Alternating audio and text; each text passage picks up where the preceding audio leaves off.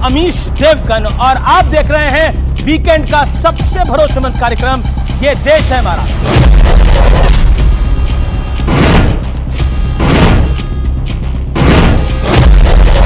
दस साल से बीजेपी के लिए और कांग्रेस दोनों के लिए सूखा है और बीजेपी के लिए तो और बड़ा सूखा है दिल्ली में। वादे तोड़ते हैं और जब सवाल पूछते हैं तो भागते हैं। केवल गाली गलौज की राजनीति और इसलिए आपदा को बाहर करवाना है, दिल्ली को बचाना है, भाजपा को लाना है। ये मेरे और आपके इनके कहने से नहीं होगा। दिल्ली आपके लिए छोड़ क्यों नहीं देते? वाह, कितनी अच्छी बात कही आपने। सारा देश ही न छोड़ दें। दिल्ली नहीं, जो कुछ इनको दिया है पाई पाई ब्याज के साथ वसूल करें। दिल्ली में कांग्रेस हैट्रिक करेगी इस बार। किस बात की? 0 थी। एक ऐसे व्यक्ति के नाम पर वो कॉलेज का नाम रखा जो आजादी की लड़ाई में अंग्रेजों के साथ था। बिल्कुल नहीं थे, बिल्कुल 100% अंग्रेजों के साथ था। ये एक जो अंग्रेजों के लिए खेलता था। आप देख रहे हैं ये देश है हमारा, अमीश देवगन के साथ। नमस्कार व्यूअर्स, मैं हूं अमीश देवगन और आप देख रहे हैं वीकेंड का सबसे भरोसेमंद कार्यक्रम ये देश है हमारा। और इस हफ्ते ये देश है हमारा में बात होगी दिल्ली चुनावों की। चुनावी मैदान में प्रधानमंत्री मोदी की एंट्री हो चुकी है। प्रधानमंत्री मोदी ने बिना नाम लिए दिल्ली के पूर्व मुख्यमंत्री अरविंद केजरीवाल पर करारा वार करते हुए कहा है कि मैंने अपने लिए घर नहीं बनवाया, अगर चाहता तो मैं भी शीश महल बनवा सकता था। इसके बाद आपको दिल्ली के लिए आपदा, यानी आम आदमी पार्टी दिल्ली के लिए आपदा कही है प्रधानमंत्री ने यह भी कहा कि दिल्ली की जनता ने इस आपदा को समाप्त करने का मन अब बना लिया है। पीएम मोदी ने दिल्ली में वीर सावरकर के नाम पे कॉलेज बनाने का बड़ा ऐलान किया तो इस पर भी पॉलिटिक्स शुरू हो गई है। कांग्रेस कह रही है कि इस पर नाम डॉक्टर मनमोहन सिंह का होना चाहिए जो कि इसके वाकये में हकदार हैं। तो इस हफ्ते ये देश है हमारा में दिल्ली दरबार में जो सियासी आर पार है उसकी बात तो होगी ही, साथ ही साथ सीधे तौर पर हम बात करेंगे आखिरकार आप आपदा है या वाकई भारतीय जनता पार्टी के लिए डगर कठिन है।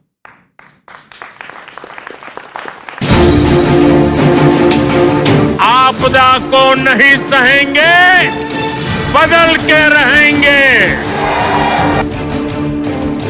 कि मोदी ने कभी अपने लिए घर नहीं बनाया, मैं भी कोई शीश महल बना सकता था। पहले प्रधानमंत्री मोदी ने दिल्ली चुनाव का शंखनाद करते हुए अरविंद केजरीवाल पर जबरदस्त प्रहार किया। अन्ना हजारे जी को सामने करके कुछ कट्टर बेईमान लोगों ने दिल्ली को आपदा में धकेल दिया। शराब के ठेकों में घोटाला, बच्चों के स्कूल में घोटाला, एक तो चोरी, ऊपर से सीना चोरी। इसके बाद मोर्चे पर उतरे गृह मंत्री अमित शाह ने भी जोरदार हमला बोला। शराब का घोटाला किया, मोहल्ला क्लिनिक के नाम पर करप्शन किया और सबसे बड़ा घोटाला निजी सुविधाओं के लिए शीश महल का करने का काम केजरीवाल जी आपने किया है। दिल्ली की जनता को आपको जवाब देना पड़ेगा और दिल्ली की जनता इसका जवाब मांगेगी। इस बीच दिल्ली चुनाव के लिए बीजेपी ने पहली लिस्ट जारी की तो दिल्ली का घमासान और जोरदार हो गया। नई दिल्ली सीट पर बीजेपी के फायर ब्रांड नेता परवेश वर्मा अरविंद केजरीवाल को टक्कर देंगे। कांग्रेस पहले से ही सीट पर संदीप दीक्षित के नाम का ऐलान कर चुकी है। उधर कालकाजी सीट पर दिल्ली की मौजूदा सीएम आतिशी को बीजेपी के एक और फायर ब्रांड नेता रमेश बिधूड़ी टक्कर देंगे। कांग्रेस ने यहां से अलका लांबा को मैदान में उतारा है। सियासी वार पलटवार और चुनावी रेवड़ियां बांटने का दौर भी जारी है। जिन लोगों को लगता है कि उनके बिल गलत आए हैं और उनके हजारों लाखों के बिल हैं वो गलत हैं, उन लोगों को अपने पानी के बिल भरने की जरूरत नहीं है। आम आदमी पार्टी की सरकार बनेगी, चुनाव के बाद हम उनके गलत बिल माफ करा देंगे। दिल्ली की जनता को भी मालूम है कि अगर गलती से भी भाजपा कहीं जीत गई तो सबसे पहले वो फ्री बिजली बंद करेगी, सबसे पहले 24/7 बिजली को डिसरप्ट करेगी, क्योंकि भाजपा अपने किसी भी 20 राज्यों में दिल्ली मॉडल को रेप्लिकेट नहीं कर पाई। देखिए, एजेंडा तो इनके दोनों के पास कुछ नहीं है विकास का। दोनों का ये है कि किस तरीके से ये फ्री कर दे, वो फ्री कर दे। उसके अलावा दिल्ली बनाने का दोनों पार्टियों में कोई एजेंडा नहीं है। लेकिन इसी सियासी प्रहार के बीच सबसे बड़ा सवाल है कि दिल्ली का ताज इस बार किसके नाम होगा। इसी पर होगी जनता के बीच देश की सबसे बड़ी बहस।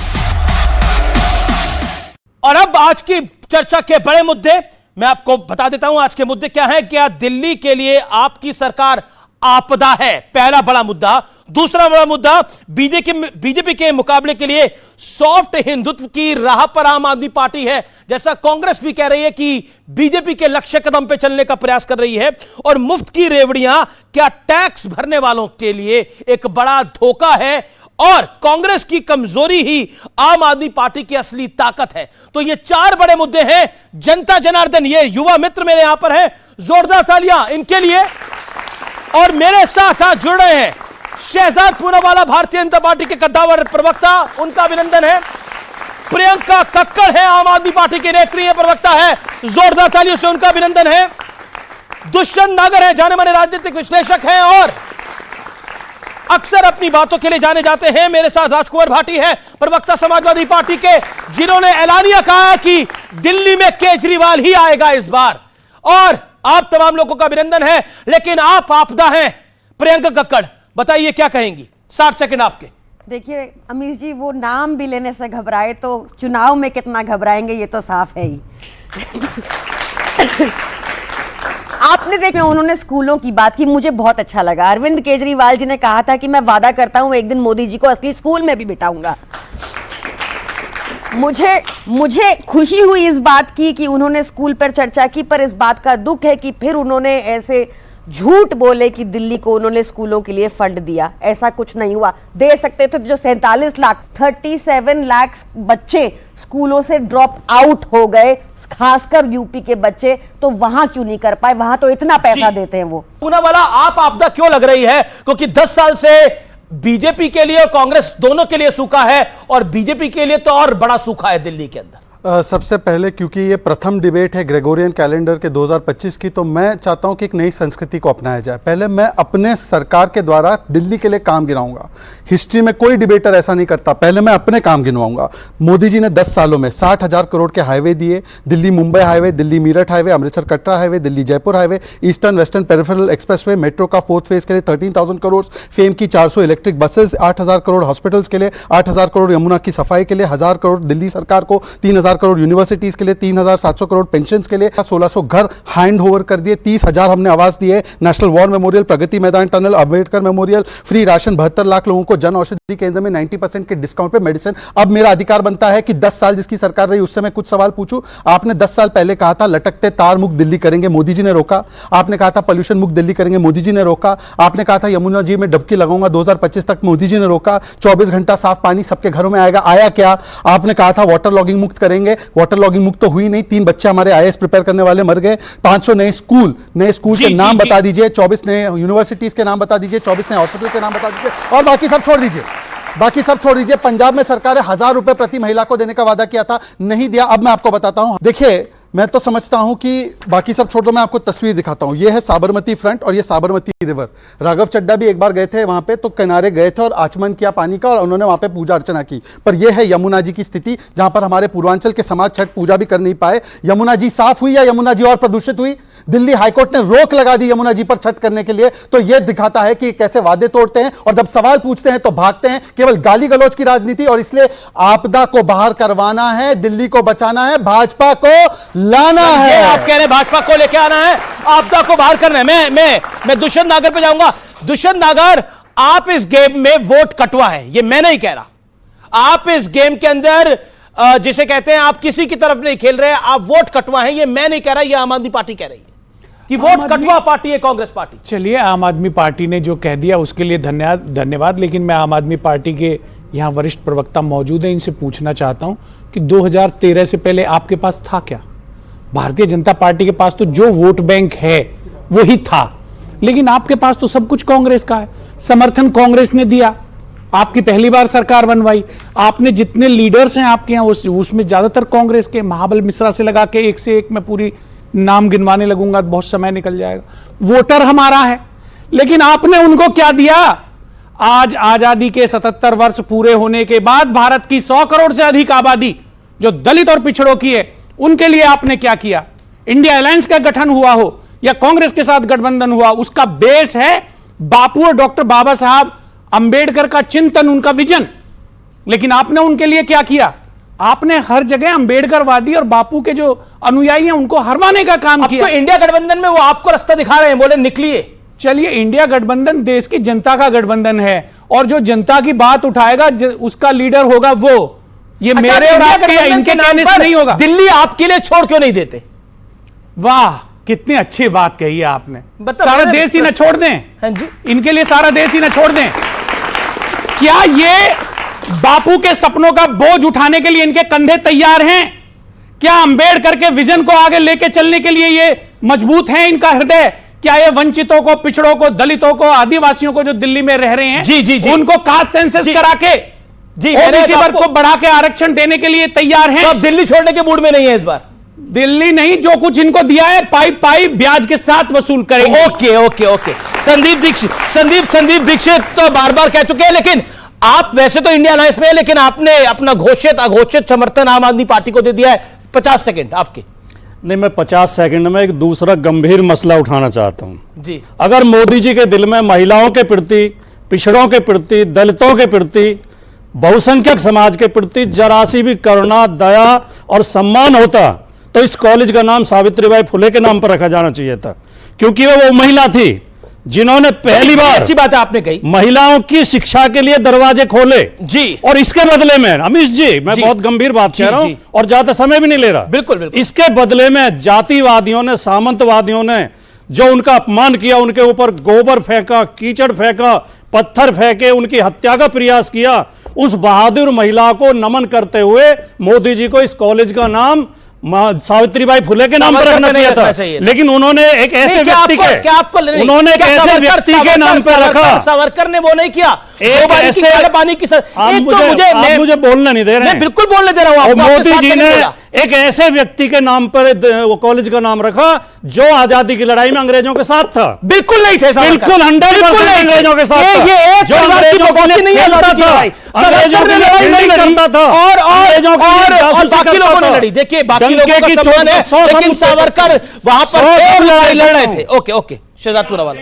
एक सेकंड मैं बोलूंगा बीच में। परिवार आपने परिवार का नाम लिया है, उस परिवार के विषय में मैं बता देना चाहता हूं। मोतीलाल नेहरू की स्वर्गीय पत्नी अंग्रेजों की हिंसा का शिकार होने के बाद में वो शहीद हुई। नहीं, मोतीलाल नेहरू, पंडित नेहरू, इंदिरा गांधी, राजीव गांधी, संजय गांधी, राहुल गांधी, प्रियंका गांधी वाड्रा, रेहान गांधी वाड्रा, सबकी तो बात कर रहे हैं। सबको तो सम्मान मिल ही रहा है। वीर सावरकर, जिससे 2 बार की परिवार पे कैसे आ जाते हैं? उसको सम्मान मिल, परिवार की शहादत, परिवार की कुर्बानी का उदाहरण रखिए ना अपने शो में। अमीश जी, मैं आपसे एक रिक्वेस्ट करता हूं। आज चारों ही बहुत ही वरिष्ठ प्रवक्ता अपनी अपनी पार्टियां, विचारधारा के हैं। किसी को किसी के बीच में बोलने की आवश्यकता नहीं और एकदम प्यार मोहब्बत से हम अच्छी से डिबेट करें ताकि जनता को कुछ मिले। आदरणीय राजकुमार भाटी जी बीच में बोल रहे हैं। नहीं, पहले ये बोले क्योंकि सावरकर की बारी बात आई। ओके, सावरकर जी की। आदरणीय राजकुमार भाटी जी बड़े बड़े दिनों बाद आए हैं। उन्होंने कहा कि सावित्रीबाई फुले जी के नाम पर कॉलेज का नाम क्यों नहीं रखा गया। मैं इनकी जानकारी को थोड़ा दुरुस्त कर दूं। मैं तो खुद पुणे से हूं, पुणे यूनिवर्सिटी में पढ़ा था। केवल कॉलेज का नहीं, पुणे यूनिवर्सिटी का नाम महाराष्ट्र और केंद्र की सरकार ने बदलकर सावित्रीबाई फुले यूनिवर्सिटी वर्षों पहले फडणवीस जी के राज में कर चुके हैं।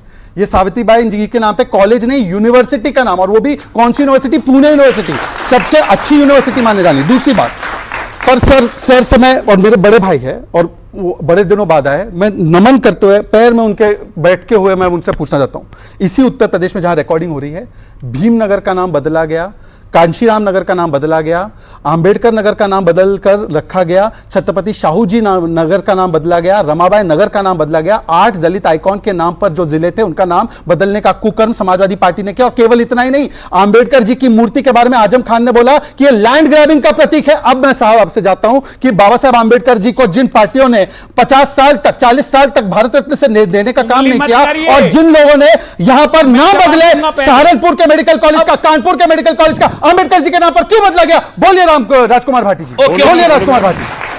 सावित्रीबाई फुले जी के बारे में तो बोला, अंबेडकर जी के बारे में बोलिए। वन सेकंड, देखिए अब मैं कह रहा हूं यूपी से दिल्ली पे आते हैं, आप अपनी इस बात का जवाब दीजिए, फिर दिल्ली पर आते हैं क्योंकि दिल्ली बड़ा विषय है। तो बाबा साहब अंबेडकर, महात्मा गांधी और दूसरे महापुरुषों के नाम पे 1-2 संस्था नहीं है, सैकड़ों संस्थाएं हैं।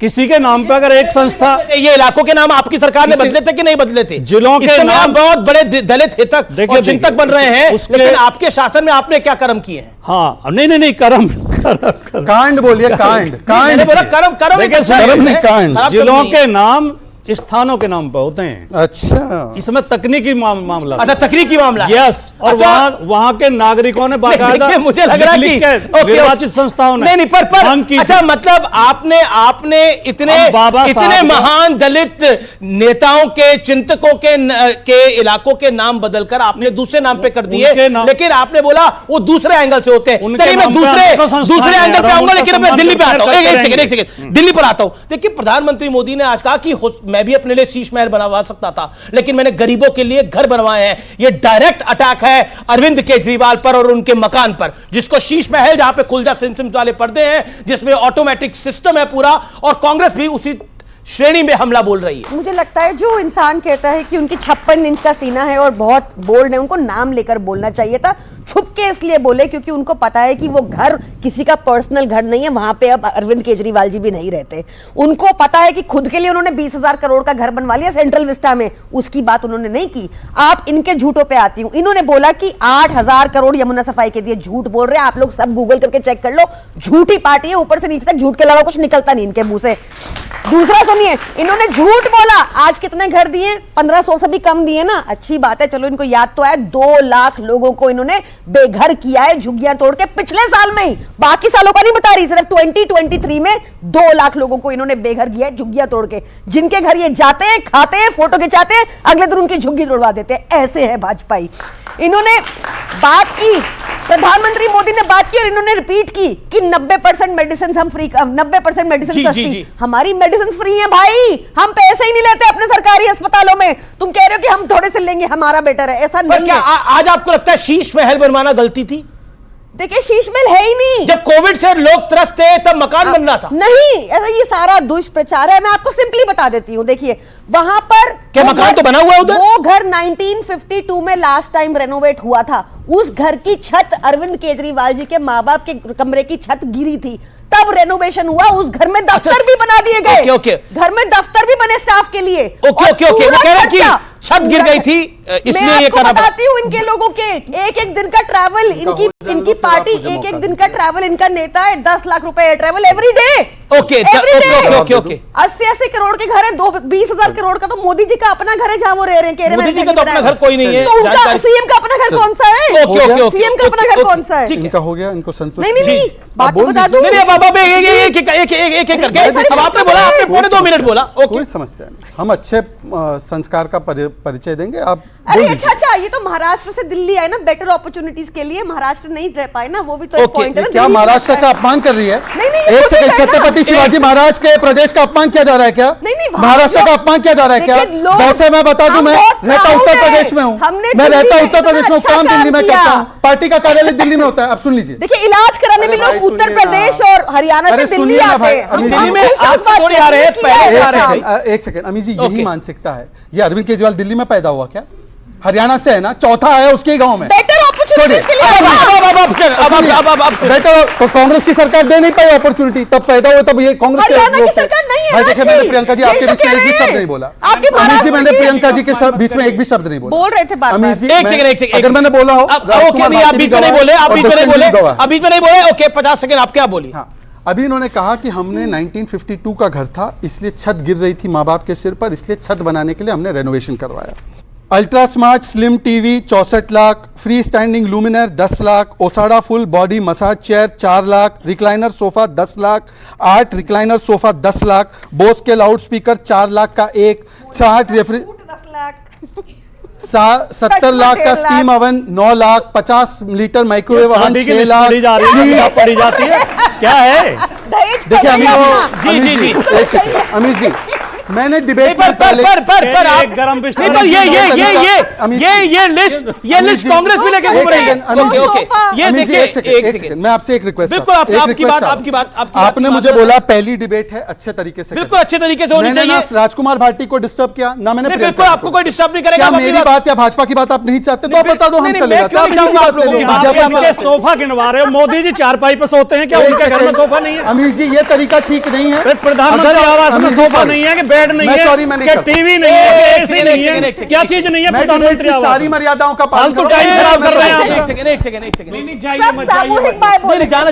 जाना उचित नहीं है, जाना उचित नहीं है। रूल मैं बोल रहा हूं कि इसको पूरी तरीके से अच्छे से करिए। ओके, देखिए अभी उन्होंने कहा कि शीश महल इसलिए बनवाना पड़ा, 1952 में लास्ट रेनोवेशन हुआ था और छत माँ बाप के सिर पर गिर रही थी, तो छत गिर रही थी इसलिए वियतनाम की मार्बल लगाई करोड़ों रुपए की, छत गिर रही थी इसलिए टोटो की 8 लाख रुपए की टॉयलेट लगाई, छत गिर रही थी इसलिए आपने 8-8 लाख रुपए के पर्दे लगाए, छत गिर रही थी इसलिए आपने 64 लाख रुपए के टीवी लगाए, छत गिर रही थी इसलिए आपने बॉडी मसाज लगाया, छत गिर रही थी इसलिए आपने जब लोगों की रसोइयां बंद थी तब आपने 63 लाख रुपए 4 रसोइयों में खर्च किया। तो मैं आज सवाल सिर्फ इतना पूछना चाहता हूं, बाकी सब तो छोड़ दीजिए। कांग्रेस ने भी आरोप लगाया कि 150 करोड़ रुपया शीश महल में खर्च हुआ। एक तरफ नरेंद्र मोदी जी गरीबों के लिए ईडब्ल्यूएस आवास उनको दे रहे हैं, हम लोगों ने 30,000 आवास दिए दिल्ली में और ये अपने शीश महल में 150 करोड़ रुपए खर्च करते हैं। और दूसरी बात, इन्होंने कहा था कि हमने सारे काम कर दिए जी, सारे काम कर दिए। ये सुनिए, दिसंबर 2017 तक यानी कि एग्जैक्टली 22 महीने के अंदर दिल्ली के हर कोने के अंदर, दिल्ली की हर कॉलोनी के अंदर, सभी घरों के अंदर पाइप से दिल्ली में पानी पहुंच जाए। 2017 में पाइप से सब घरों में कॉलोनी में पानी पहुंचना था। आपके घरों में कॉलोनियों में सब जगह पानी 24/7 आ रहा है क्या? आ रहा है क्या? अब मैं सिर्फ इतना पूछा हूं, बिना किसी से पर्सनल हुए, बिना किसी को नेम कॉलिंग किए, आपने ये वादा किया था पानी का, पूरा हुआ नहीं हुआ? बताइए जनता को। आपने वाटर लॉगिंग बनाने का बोला था, बताइए किया कि नहीं किया? ओके, प्रियंका, ये क्या आपको लगता है कि ये जो पूरा शीश महल का है, इसको कांग्रेस भी इस पे हमलावर है, बीजेपी भी है और प्रधानमंत्री मोदी ने भी इसका मैं पहले बता दूं, इनके पास कुछ और है नहीं बोलने को, इसलिए इन्होंने कहानियां बनाई है, लिस्टें बनाई है। दिल्ली में विकास करने का कार्य किया है तो वो कांग्रेस पार्टी ने किया है, श्रीमती शीला दीक्षित जी ने किया है, और आज संदीप दीक्षित जी के नेतृत्व में, अलका जी के नेतृत्व में, अजय माकन जी के नेतृत्व में दिल्ली में जनता कांग्रेस को चुनने जा रही है, कांग्रेस की सरकार बनने जा रही है। और फिर से शीला दीक्षित जी के समय का जो विकास था, जो स्वच्छता थी, जो निर्मलता थी, जो ऑक्सीजन भरपूर थी, वो दिल्ली की जनता को मिलने जा रही है। आम आदमी पार्टी का रिएक्शन पूरी गंभीरता के साथ कहना चाहता हूं। एक तो आपका नेता गंभीर नहीं है, आपकी पार्टी गंभीर नहीं है, ये आरोप है। दूसरा, एजेंडा जो है वो कांग्रेस कह रही है कि हम सेट कर ही रहे हैं और आप उनको गेम में नहीं मान रहे हैं। देखिए, दिल्ली में कांग्रेस हैट्रिक करेगी इस बार। किस बात की? 0 थी। अब ये मजाक उड़ाना है, मतलब विद ऑल ड्यू रिस्पेक्ट, ऐसे नो एरोगेंस। ऐसे दोस्तों के बाद में दुश्मनों की कोई जरूरत नहीं है। जिनकी सरकार बनवाई कांग्रेस पार्टी ने, ये उसका मजाक उड़ाते हैं। चाहता हूँ अम्बेडकर और बापू के देश में कहना चाहता हूँ कि इनके एक शब्द को ध्यान में रखिए। किस तरह से देश में झोला लेकर घूमते हैं, दुश्मन न करे दोस्त ने जो काम किया है इनको लहूलुहान कर दिया। एक सेकंड, अब मैं सीधा आता हूं आपके ऊपर। दिल्ली में आपके पास चेहरा नहीं है और नरेंद्र मोदी के चेहरे पर और अमित शाह की रणनीति पर आप लोग टिके हुए हैं। सर, हरियाणा में भी यही बात बोली जा रही थी बहुत पहले, जब हम लोग की सरकारें नहीं थी वहां पे, 2014 से पहले। महाराष्ट्र में भी 2014 से पहले, जहां हमारी सरकारें नहीं थी, उसकी बात कर रहा हूं। त्रिपुरा में भी जहां सरकार नहीं थी, जहां हमारी सरकार नहीं होती है, भारतीय जनता पार्टी हमेशा से एक फॉर्मूला अपनाती है कि हम साथ में लड़ेंगे, जो चुने हुए विधायक है वो चुनेंगे। पर मैं इनसे पूछना चाहता हूं बड़े आदरपूर्वक, इनका चेहरा इन्होंने बोला है केजरीवाल जी है ना, सुप्रीम कोर्ट ने केजरीवाल जी पर रोक लगाई है, ना वो सीएम ऑफिस जा सकते, ना फाइल साइन कर सकते। अगर वो बनेंगे, जीतेंगे तो नहीं, ना बनेंगे, अगर वो कहते हैं कि मैं बनूंगा, तो वो ना फाइल साइन कर पाएंगे ना कुछ कर पाएंगे। तो अगर ऐसा नहीं था तो आतिशी जी को देते नहीं।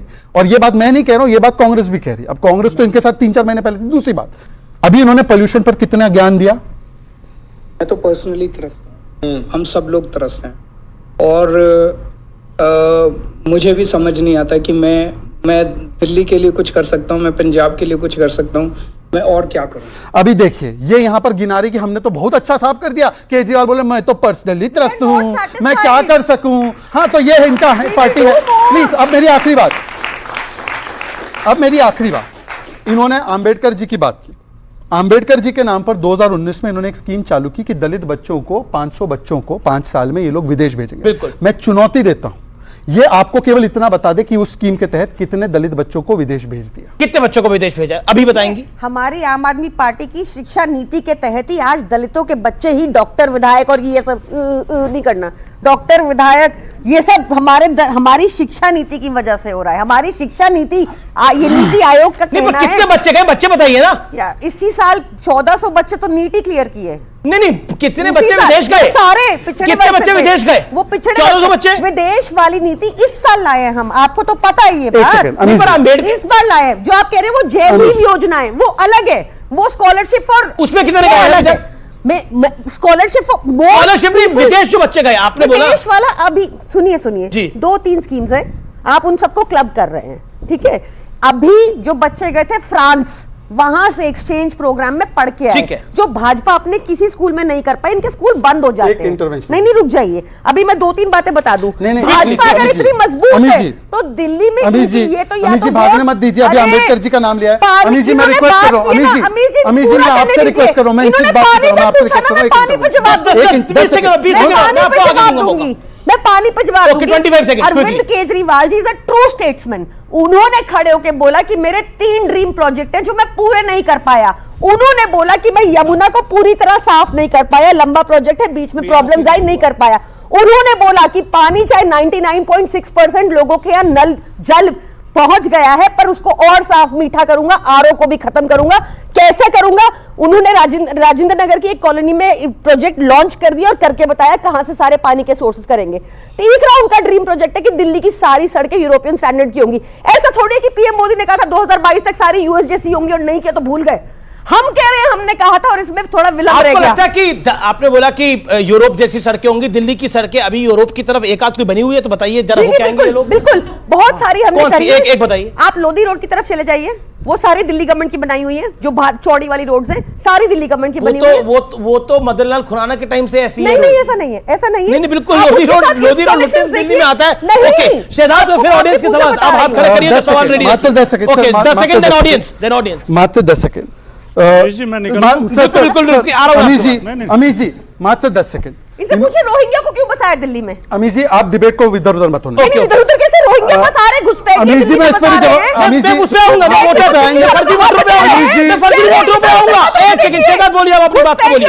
शहजाद से मार के दे रहे हैं, कह रहे इधर-उधर मत होने। ओके फर्जी वोटरों पे आऊंगा मैं। Okay Amish ji, can I request you 1 minute? Make your point. Can you please come here 1 minute? Okay आप बोलिए ना। आप रिक्वेस्ट कर रहा हूं आपसे। हाँ प्लीज बोलिए। मैं डिबेट फैक्ट्स पे करता हूं, आप मेरा देख लीजिए, हमेशा ट्रैक रिकॉर्ड बिल्कुल बोलिए, क्या है आपके पास? ये Delhi government to foreign fund 100 Dalit students each year, कब की है रिपोर्ट? 2019। जी 2019 की स्कीम थी कि हम 100 बच्चे प्रतिवर्ष दलितों को बच्चे भेजेंगे विदेश में। जी। इन्होंने बोला कि ये स्कीम थी नहीं, अभी लॉन्च हुई।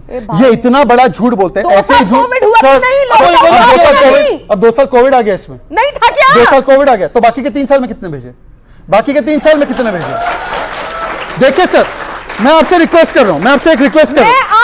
अमीश जी, मेरी बारी है। अमीश जी, बोलिए आप क्या? अमीश जी, एक जी मेरी बारी। प्रियंका एक करके। अमीश जी, मैं दिल्ली की जनता में आपसे एक सेकंड। आपने बोला ये स्कीम नहीं थी, उन्होंने बोला कि मैंने स्कीम थी अगस्त 2000। मैंने फैक्ट चेक करा दिया। ओके मैं आऊंगा ना, मैंने वो अपनी बात को कर ले, वो 10 सेकंड नहीं बोल रहे हैं। अमीश जी, फिर राजकुमार भाटी भी। अमीश जी देखिए, मेरा ट्रैक रिकॉर्ड ये है। हाँ अमीश, और दुष्यंत जी के साथ भी अन्याय हो रहा है, मैं चाहता हूँ कि मेरा भी समय उनको मिले। 10 सेकंड और, केवल 10 सेकंड और। देखिए आज दिल्ली की जनता को इस डिबेट से, क्योंकि अमीश का डिबेट जो है करोड़ों लोग देखते, कुछ मिलना चाहिए। इन्होंने बोला वर्ल्ड क्लास हेल्थ मॉडल है हमारा। ये हाईकोर्ट ने बोला कि लगभग 3 करोड़ लोगों के लिए केवल 6 CT स्कैन मशीन है, ओनली 6। और इनसे मैंने 20 नए हॉस्पिटल के नाम पूछे। क्या आप चाहते हैं नए हॉस्पिटल के नाम? आप 20 नए हॉस्पिटल के नाम पूछ हॉस्पिटल के नाम ढूंढिए। मैं पब्लिक के सवाल लेता हूं, पब्लिक के सवाल लेता हूं, मैं बिल्कुल आ रहा हूं। लेकिन ये मुझे एक देवदास फिल्म का डायलॉग याद आ रहा है कि उसने कहा उसको छोड़ दो, उसने कहा उसको छोड़ दो, मैं दुनिया ही छोड़ दूं। कोई कहता है इनको, कांग्रेस को कहता है कि आप यूपी छोड़ दो, कोई कहता है बिहार छोड़ दो, उद्धव ठाकरे कहते हैं महाराष्ट्र छोड़ दो, आम आदमी पार्टी कहती है दिल्ली छोड़ दो। ये कहां जाए? देश छोड़ के चले जाए? क्या करें ये लोग? नहीं, चुनाव ना लड़े कहीं पर? आपको देवदास फिल्म का डायलॉग याद आ रहा, मुझे आदरणीय उदय प्रताप जी का एक शेर याद आ रहा है जी जी, कि सभी प्यासों के हिस्से में बराबर मैं नहीं आती, तो साकी कैसी पैमाइश से पैमाना बनाता है। उन्हें तो इतने बड़े गिलास में पैमाना, हमारा कप इतना सा। ये तो पैमाना ठीक नहीं है। देखिए सुनिए, ये समाजवादी दिल्ली क्या की उदाहरण दे रहे हैं आज? हाँ, समाजवादी पैमाना ज्यादा समाजवादी पकड़ते पैमाने हैं। की बात कर रहे हैं। बच्चों जरा तालियां।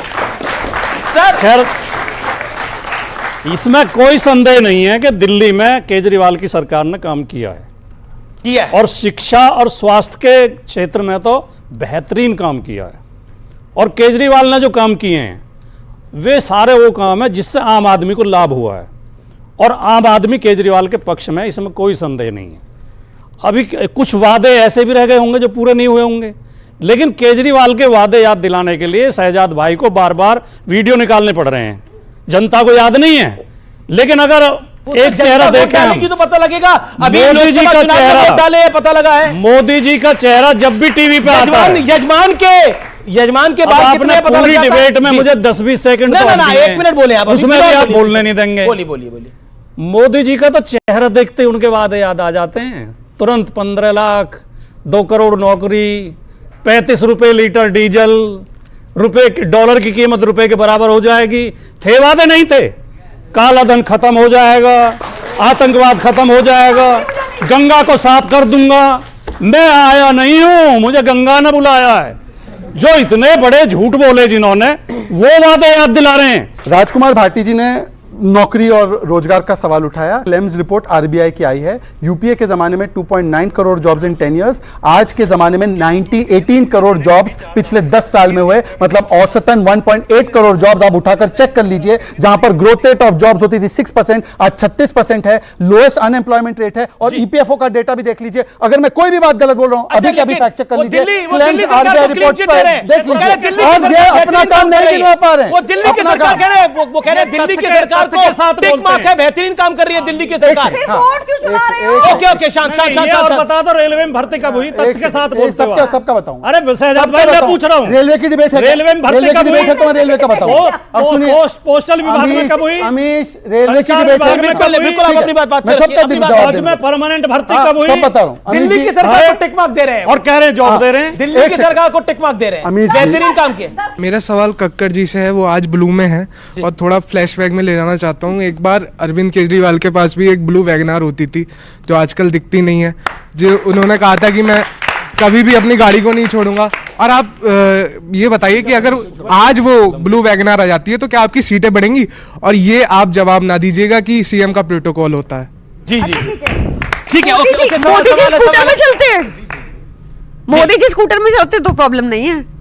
मोदी जी ने नहीं कहा था ना कि मेरे पास गाड़ी ब्लू वैगनार है, मैं उनको आज भी फर्क नहीं पड़ता, इसलिए उन्होंने छोड़ दिया। वो घर भी छोड़ दिया उन्होंने, उनको कोई दिक्कत नहीं है। आईआरएस अफसर थे वो, आईआरएस अफसर अपनी नौकरी छोड़ के झुग्गियों में रहने गया ताकि वहां की प्रॉब्लम समझे, ताकि वहां का समाधान निकाले। अब नहीं चलता। योग्य महिला मुख्यमंत्री हैं तो भी त्यागी आईआरएस अफसर जो कि अयोग्य हैं, माननीय न्यायालय के द्वारा मुख्यमंत्री के लिए अपने आप को मुख्यमंत्री घोषित करके चुनाव लड़ रहे हैं। और दूसरी बात मैं कहना चाहता हूं, हमारे समाजवादी पार्टी के वरिष्ठ नेता और देश के वरिष्ठ नेता श्री राजकुमार भाटी जी भी सपोर्ट कर रहे हैं।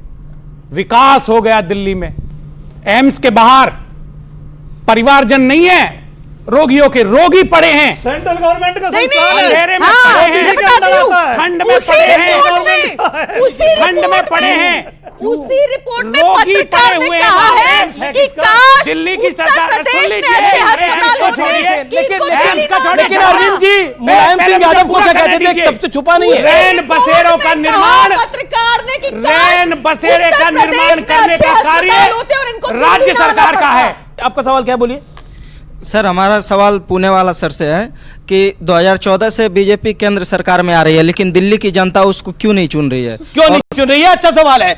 लगातार आप हर जगह चुनाव जीत रहे हैं। उत्तर प्रदेश जैसे राज्य में आप जीते, त्रिपुरा में आप जीते, बंगाल में आपने फाइट दी, असम आप जीते, लेकिन दिल्ली में नहीं जीत पा रहे। देखिए क्या हुआ था कि कांग्रेस पार्टी को रिप्लेस कर दिया पूरी तरह से। कांग्रेस का पूरा वोट जीरो करके ये आम आदमी पार्टी कांग्रेस के वोट शेयर पे आ गई, और कांग्रेस भी समय पर जो है इस प्रकार से वीक हो गई थी, तो कांग्रेस की एक रिप्लेसमेंट तो आप चाहते कांग्रेस स्ट्रांग हो जाए दिल्ली में? नहीं, मैं ये नहीं चाह रहा हूं। वो तो कांग्रेस और आम आदमी पार्टी एक दूसरे का देखे, पर मैं ये कह रहा हूं कि निश्चित रूप से तुष्टीकरण की राजनीति की राह पर चलते हुए उन्होंने कुछ समय तक लोगों को बरगलाया, झूठे वादे किए, जिसका कोई भी जवाब यहाँ पे पानी का जवाब दिया क्या, पोल्यूशन का जवाब दिया क्या, कोई और जवाब?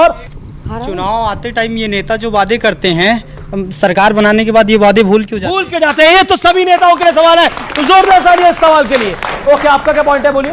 यहाँ पे 2 गुज्जर नेता मौजूद है, मतलब गुज्जर समाज के, तो सर हमारा सवाल ये है कि दिल्ली के इलेक्शन में गुज्जर समाज किसके साथ है? गुज्जर समाज किसके साथ है? मुझे लगता है कि ओके, अब ये सवाल आया वहां से कि किसके साथ है, लेकिन एक चीज भाटी साहब, क्योंकि बार बार आप आम आदमी पार्टी के साथ खड़े हो रहे हैं, ये बात बार बार आई है कि स्वर्गीय मुलायम सिंह यादव जी के बारे में और लालू प्रसाद यादव के बारे में क्या कुछ बोला है अरविंद केजरीवाल ने, किसी से ढका छुपा नहीं है। क्या कहते हैं? हम आज आपका समर्थन है? समाजवादी पार्टी है हमारी, हम व्यक्तिगत रंजिश और व्यक्तिगत बदले की राजनीति नहीं करते कि किसी आदमी ने किसी आदमी का नाम लेकर कुछ बोला था, हम उसका बदला, हम देश हित देखते हैं और जनहित देखते हैं। आज दिल्ली में जनहित के लिए केजरीवाल का दोबारा चुना जाना जरूरी है, इसलिए हम समर्थन कर रहे हैं।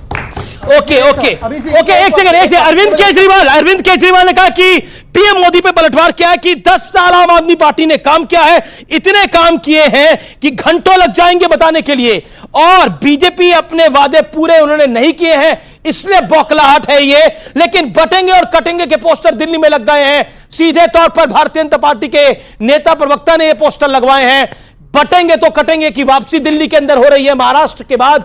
क्या मेरा सीधा सवाल है आपसे, शहजाद पूनावाला और दुष्यंत नागर, पहले आप, क्या आपको लगता है कि ये बटेंगे और कटेंगे का एजेंडा दिल्ली में भी आ गया है?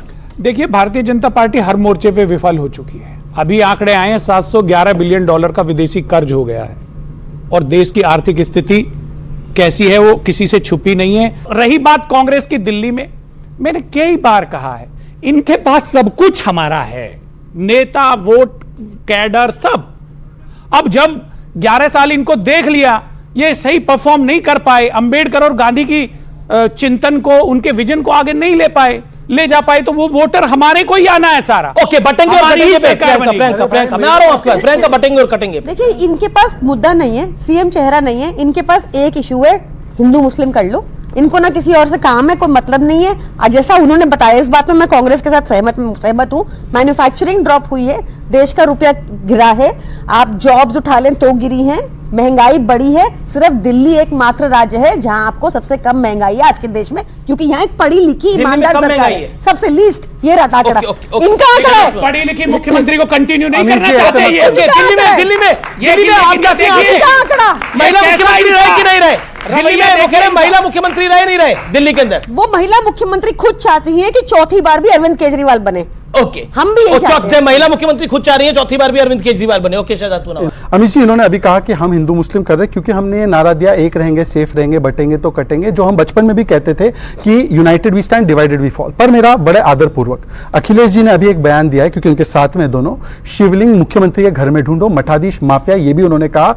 हिंदू धर्म के राम मंदिर के प्राण प्रतिष्ठा को नाच गाना, रामचरितमानस पोटेशियम साइनाइड है, जिस प्रकार से राम मंदिर को बेकार बोला गया, जिस प्रकार से इनके नेता गोपाल इटालिया है जो कहते हैं मंदिर शोषण के घर है। फिर उसके बाद अरविंद केजरीवाल, बाबरी मस्जिद का ध्वंस हुआ तो मैंने नानी से पूछा, नानी अब तो आप बड़े खुश हो गए, अब तो आपके भगवान राम का मंदिर बनेगा।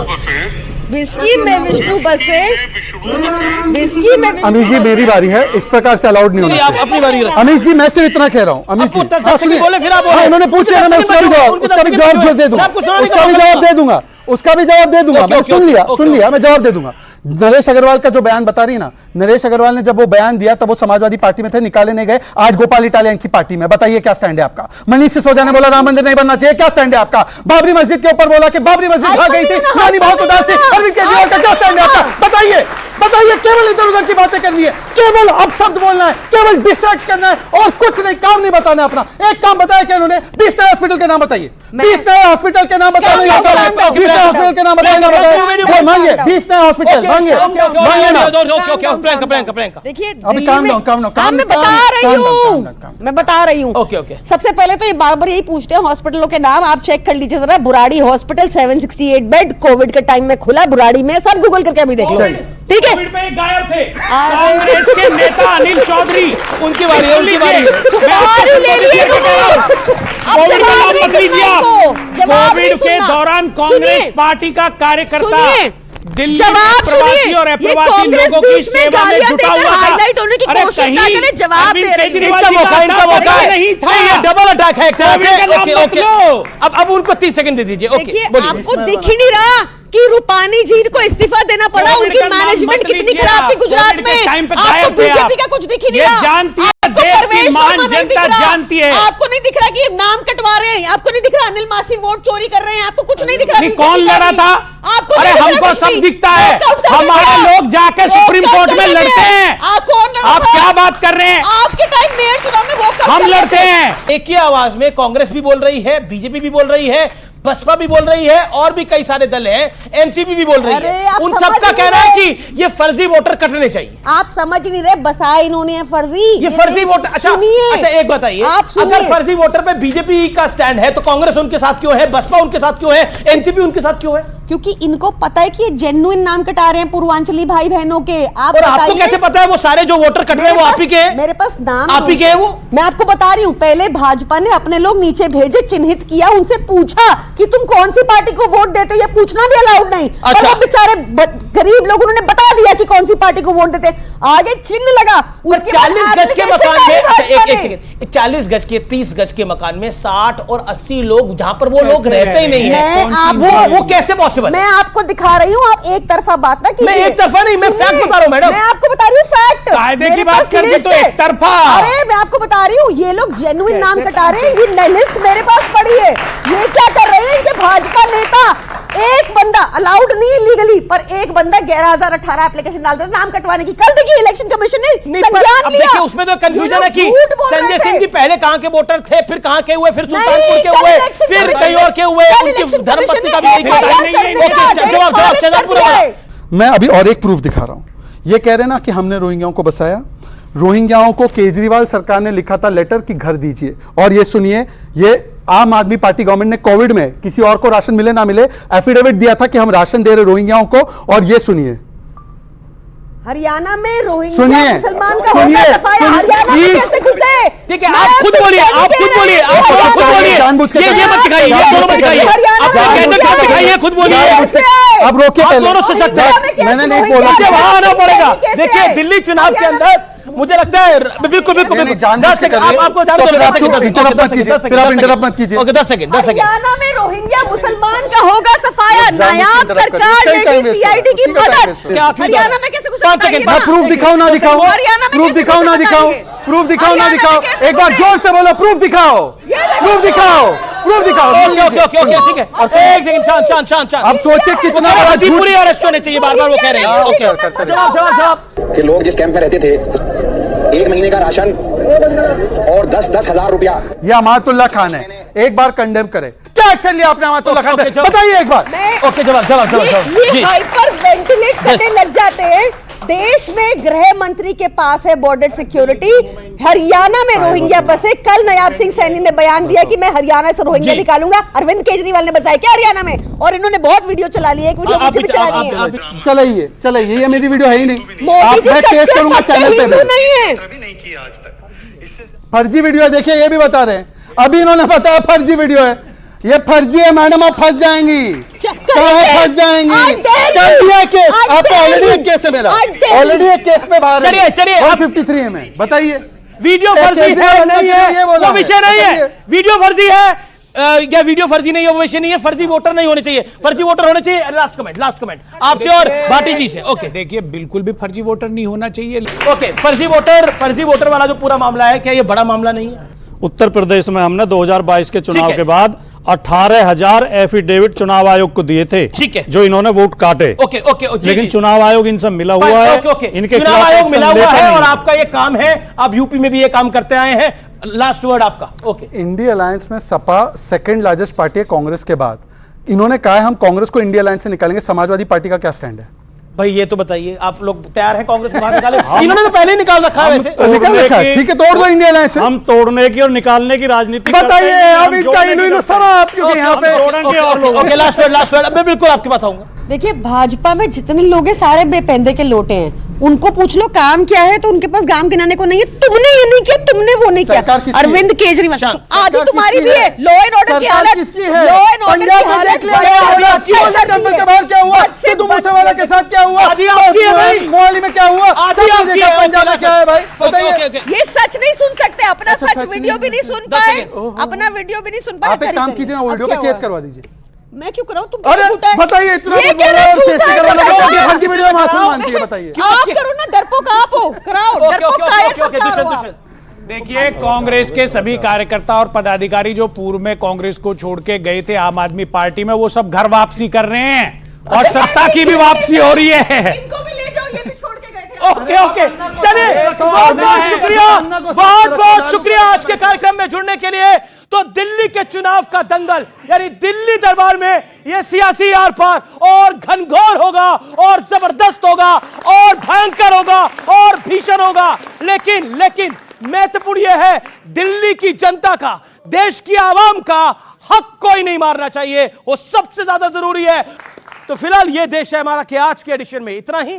उम्मीद है यह कार्यक्रम आपको जरूर पसंद आया होगा। आपको मेरा नमस्कार, जय हिंद, वंदे मातरम।